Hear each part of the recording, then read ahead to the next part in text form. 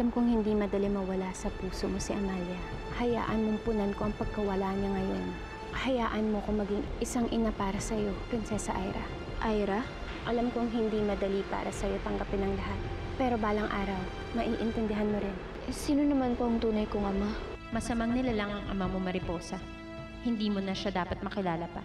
Panahon na mahal na Reyna para makabalik na tayo sa lugar ng mga Gamoa. Gamoa? Sila ang mga mortal na kalaban ng mga Parowa. At hawak nila ang iba natin mga kalahi. Kaya kailangan natin sila iligtas gamit ang kwintas na ito. May kailangan pa po kong ayusin bago po ako sumama sa inyo. Gusto ko po sanang makasuhan si Ma'am Rosana. Kasuhan? Bakit? Dahil napatay niya si Inay. Mami mo ang pumatay kay Aling Amalia. Ina! Anong nangyari sa inyo? Nasaan ang mahal na Reyna? Kinuha siya ng mga Gamoa. Ang aking mahal na Reyna, akala mo siguro gano'n ako kadaling takasan. Nag-aalala ako sa mahal na Reyna. Naunawaan ko na ligtas siya pagkat hawak niya ang kwintas. Totoo ba itong nakikita ko? Bakit ayaw kumana ng kwintas? Hindi na kinikilala ng kwintas ang Reyna Aurora. Wala nang panlaban ng mga Parowa sa atin! Akin na ang mga kalahi mo. Habang buhay na sila sa pamumuno ko.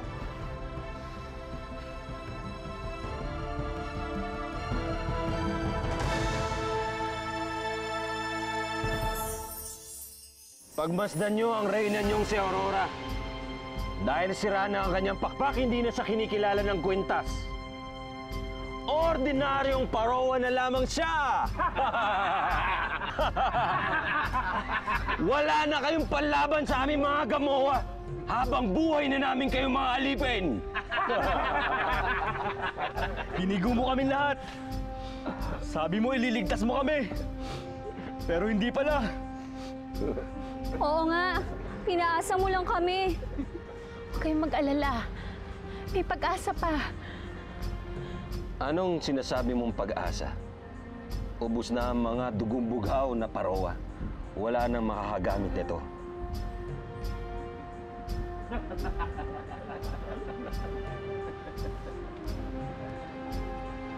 Paalisin na sila dito!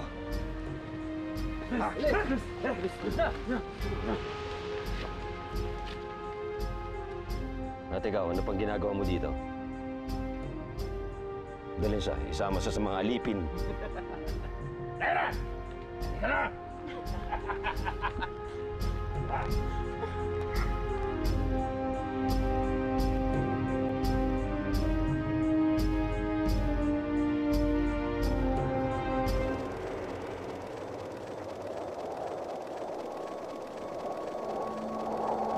Ikaw pala prinsesa ko, Mariposa.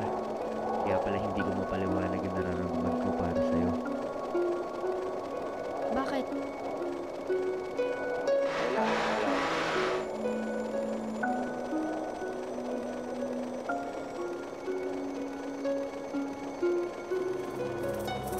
Mga Gamoa!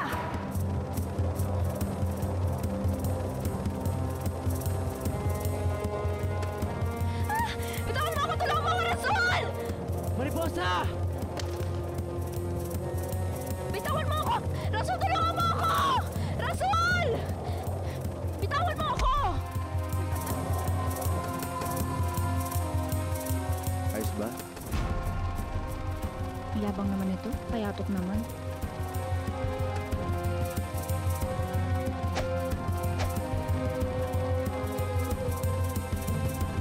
Ha!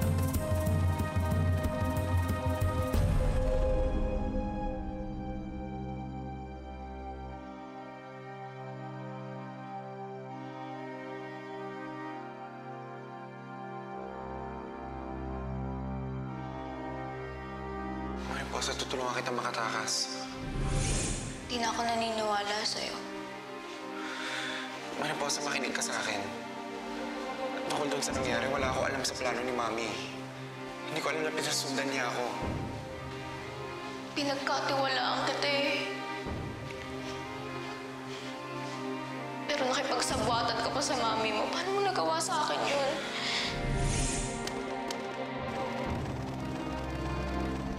Mariposa!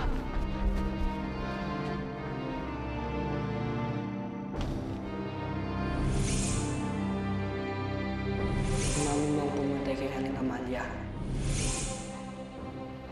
Saan ka na ba, Mariposa? Gusto na kita makausap. Gusto ko nang humingi ng tawad sa'yo. Sa nagawa ni Mami sa inyo.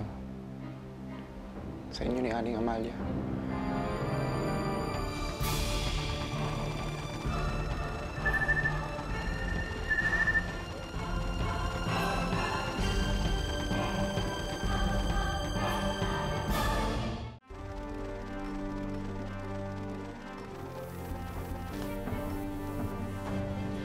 Uy, Dabajoy!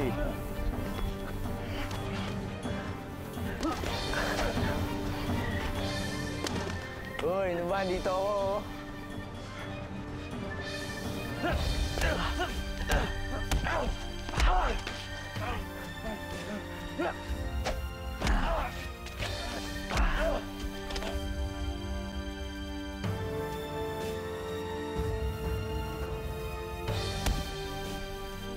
Hindi man lang ako pinagpawisan. Anak, okay ka lang ba? Okay lang ako, ina.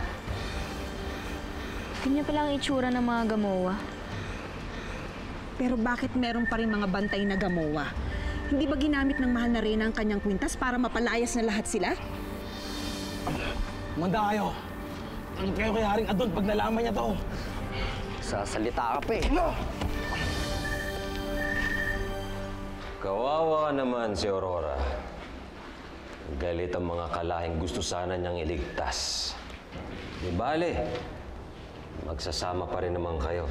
Dahil simula ngayon, magtatrabaho ka na rin bilang ordinaryong parowa. Pero kung ayaw mo, pwede naman natin pag-usapan.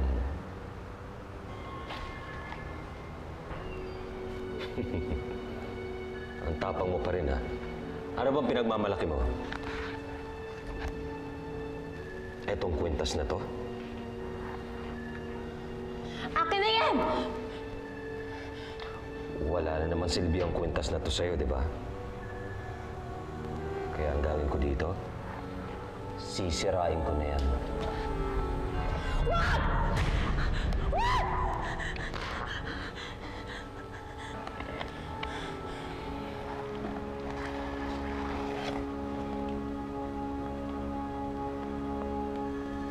Ayaw masira.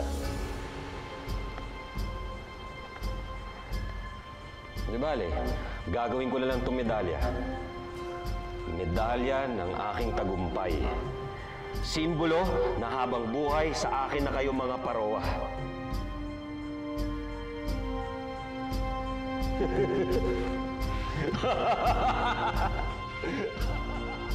Ayaw na akong kilalanin ng kwintas. Hindi kaya't si Prinsesa Aira na ang kinikilala niya? Ayon sa Gamowa, hawak daw ni Haring Adon ang mahal na Reyna. Kung ganon, kailangan nating mag-ingat sa pagbalik natin sa lugar ng mga gamowa. At kailangan proteksyonan natin si Prinsesa Aira. Ako po bahala sa prinsesa. Pero delikado na po para sa inyong bumalik pa doon. Dahil kilala na po kayo ng mga gamowa. Pero ako hindi. Mas mabuti pa siguro kung ako na lang ang bumalik doon at hanapin si Inay. Hindi ko yata gusto yung pinaplano mo. Delikado yan. Malalagay ka sa panganib. Pero tama ang prinsesa ina. Mas magagawa niya makapasok at alamin kung ano nangyari sa Reyna kung siya lang mag-isa.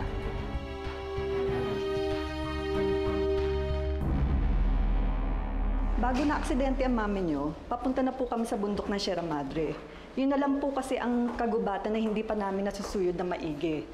Malaki kasi ang kutob ng mami niyo na doon nagtatago mga parowa. Ganun ba? Ihanda ang tauhan ni Mami. Pupunta tayo doon. Yes, sir.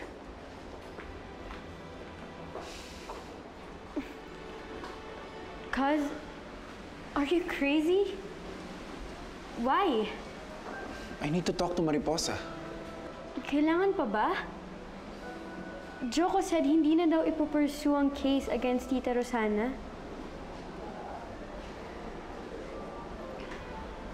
Malaki kasi ang kasalanan ni Mami kay Mariposa eh.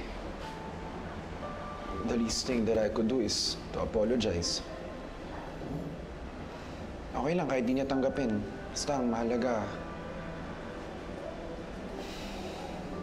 makausap ko siya. Kung gising si tita, I'm sure hindi siya papayag sa gagawin mo. It's too dangerous, Kuya Inigo.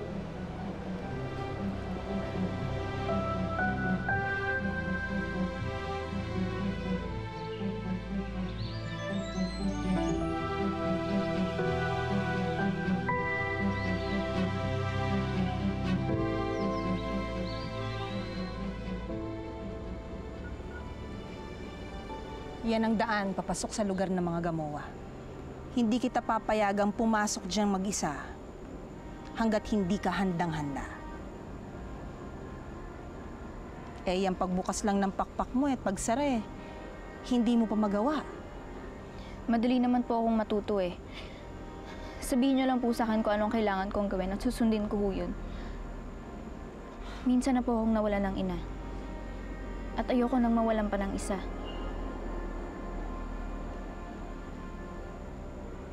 Sige. Ibukas mo ang iyong pakpak.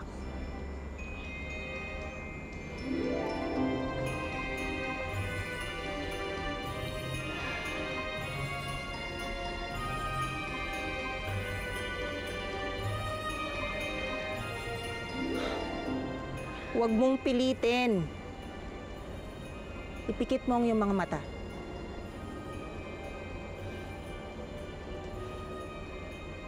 Isipin mo na bahagi ng iyong katawan ang iyong mga pakpak. Buksan mo ngayon ang iyong pakpak gamit lang ang iyong isip.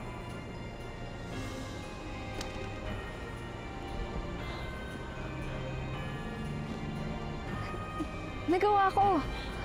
Para yun lang? Dapat matuto ka rin pagtanggol sarili mo.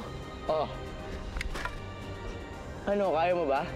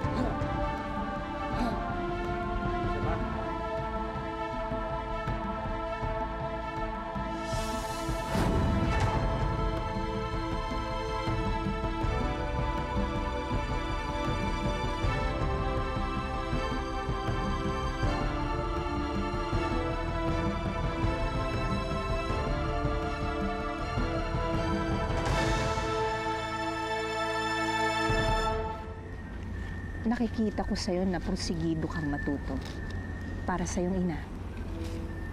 Ngunit hindi nasusukat ang pagiging isang mahusay na prinsesa sa pakikipaglaban lamang.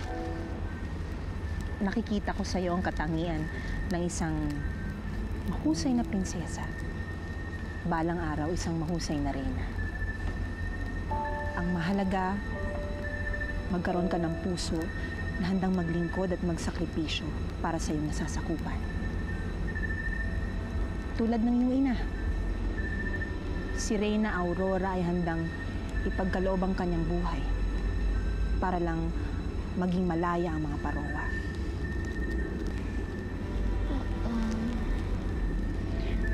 Alam niyo po, sa totoo lang,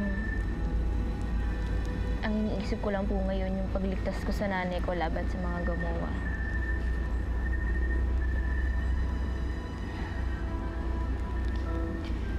Sige.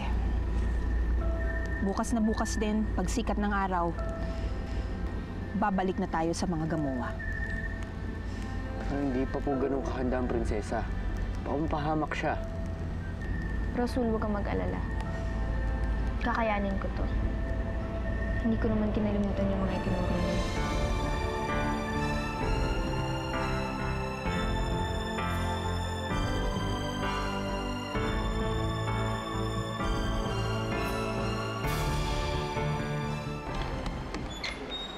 Good evening po, sir. Nurse, Sir, kayo po ako pala. na muna bahala rito. Sige po, sir.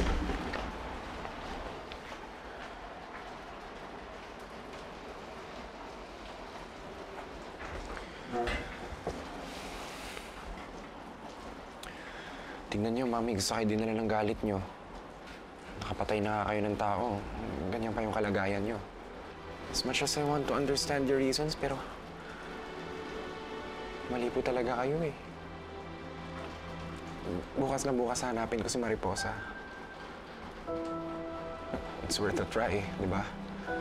Alam ko hindi niyo po magugustuhan yung gagawin ko, pero I believe it's the right thing to do, Mami.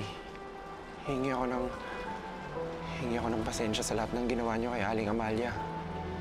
Patawarin man niya kayo o hindi, gusto ko nang tapusin to, Mami. So we could all move on.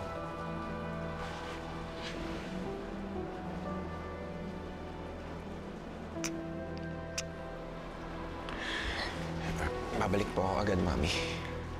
Sandali lang.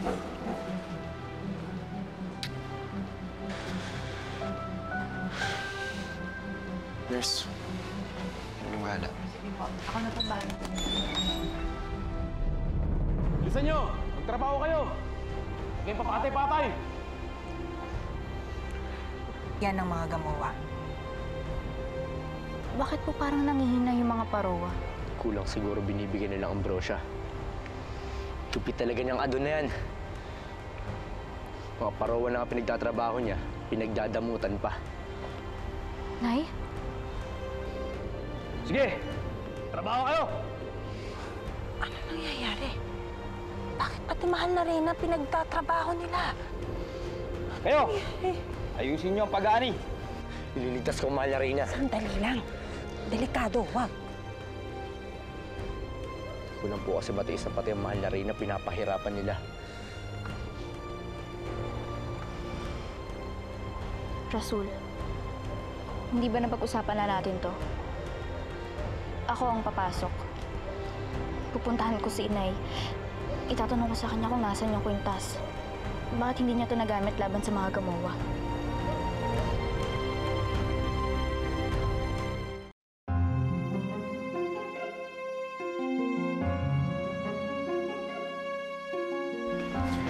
Salamat, Desmond, sa pagsama sa akin. Sir, sigurado ko pa sa gagawin mo. Bukod sa delikado, walang kasigurado na makita mo si Mariposa. Hindi ako matatahimik eh. Hindi ako matatahimik hanggang di ko alam na ligtas siya. Mag-iingat po kayo, Sir Inigo. Bumalik po kayo kaagad. Salamat, Uno. Clea, ikaw na ang bahala kay Mami. Don't worry about her, cuz. Kami na bahala sa kanya ni Daddy. Salamat. Kayo na bahala rito. Tara na. Ito na ang iyong mga kagamitan, mahal na prinsesa. Alam mo na ang iyong gagawin para hindi ka mahalata ng mga gamuwa. Mag-iingat ka. Pagpalain ka ni Bathala. Sige po.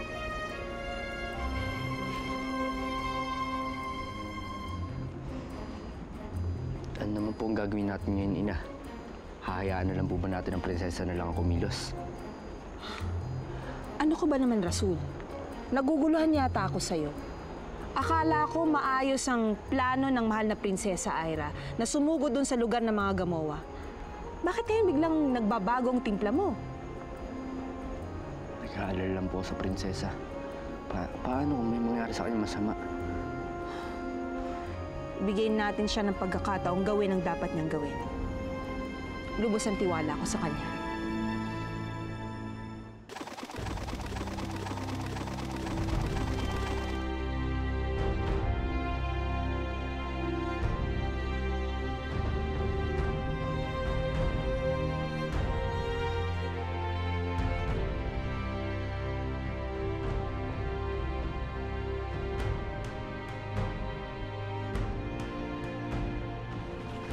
Bakit nakabukas yung backpack mo?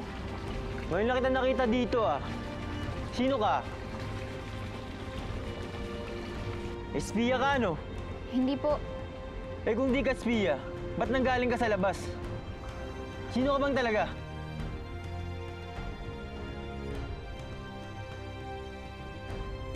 Anak, Sino ka sabi? sandali!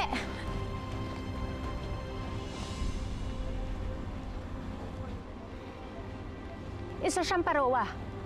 Na ngayon lang nagkaroon ng pakpak kaya hindi mo siya kilala. Sa labas siya nagbago ng anyo. Ako nang bahala sa kanya.